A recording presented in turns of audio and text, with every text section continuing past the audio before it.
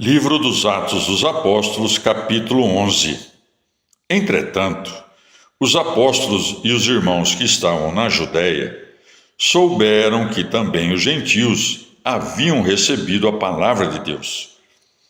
Assim, quando Pedro subiu a Jerusalém, começaram a discutir com ele os que eram da circuncisão, dizendo: Entraste em casa de incircuncisos e comeste com eles.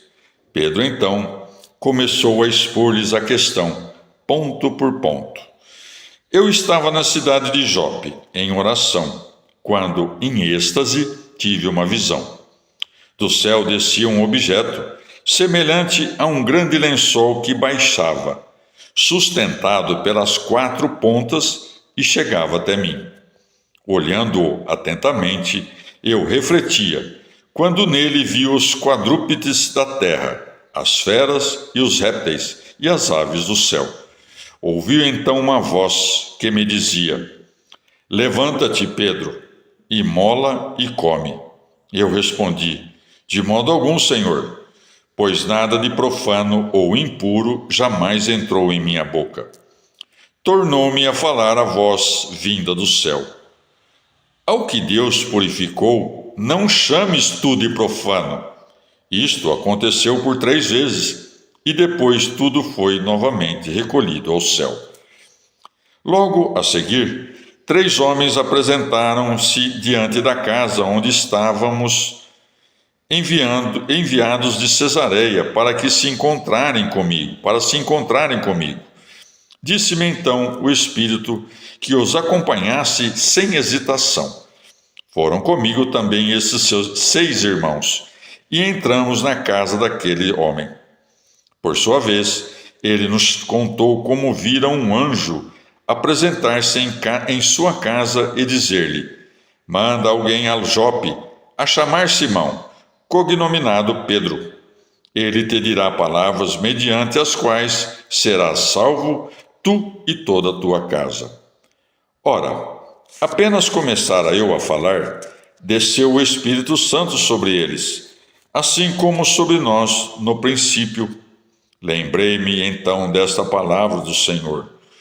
João, na verdade, batizou com água, mas vós sereis batizados com o Espírito Santo. Portanto, se Deus lhes concedeu o mesmo dom que a nós, que cremos no Senhor Jesus Cristo, quem seria eu para impedir a Deus de agir? Ouvindo isso, tranquilizaram-se e glorificaram a Deus, dizendo: Logo também aos gentios Deus concedeu o arrependimento que conduz à vida.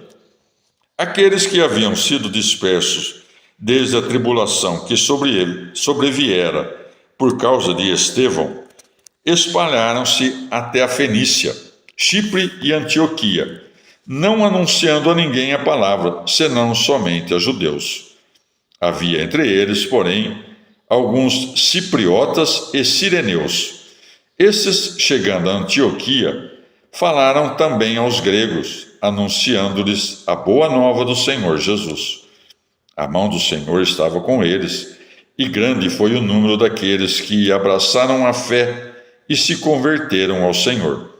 Ora, a notícia chegou aos ouvidos da igreja que está em Jerusalém, pelo que enviaram Barnabé a Antioquia. Quando chegou e viu a graça que vinha de Deus, alegrou-se e exortava a todos a permanecerem fiéis ao Senhor com prontidão de coração, pois era um homem bom, repleto do Espírito Santo e de fé. Assim, considerável multidão agregou-se ao Senhor. Entretanto, partiu Barnabé para Tarso à procura de Saulo. De lá, encontrando-o, conduziu-o a Antioquia. Durante 1 ano inteiro conviveram naquela igreja e ensinaram numerosa multidão. E foi em Antioquia que os discípulos, pela primeira vez, receberam o nome de cristãos. Naqueles dias, alguns profetas desceram de Jerusalém a Antioquia. Apresentou-se um deles, chamado Ágabo, o qual começou a anunciar por meio do Espírito que estava para vir uma grande fome sobre toda a terra. E ela de fato veio, no reinado de Cláudio. Decidiram então os discípulos, cada um segundo suas posses, enviar contribuições em ajuda aos irmãos que moravam na Judéia. Eles, de fato, o fizeram, enviando-as aos anciãos por intermédio de Barnabé e de Saulo. Palavra do Senhor.